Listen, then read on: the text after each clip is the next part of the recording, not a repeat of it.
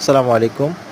যে আঙ্কেলটাকে রিক্সা চালাতে দেখতেছেন, ওনার ভিডিওটা আমি করার একটাই উদ্দেশ্য যে এই বয়সের মধ্যে উনি কি পরিশ্রম করে তার সংসারের মধ্যে দুমুঠো ভাত তুলে দেওয়ার জন্য তার বউ বাচ্চাদের মুখে অক্লান্ত পরিশ্রমটা করে যাচ্ছে।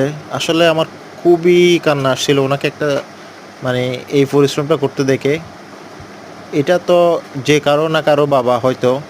তবে একটা বাবা সবসময় একটা ফ্যামিলিকে সবসময় আগলে রাখতে চায়। এটা তার অনেক বড় একটা প্রমাণ।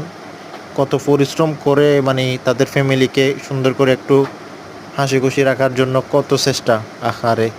মানে প্রচুর পরিমাণ বৃষ্টি পড়ছে কিন্তু বৃষ্টির মধ্যে ভিজে উনি এত কষ্ট করে কিন্তু এই রিক্সাটা চালাচ্ছে।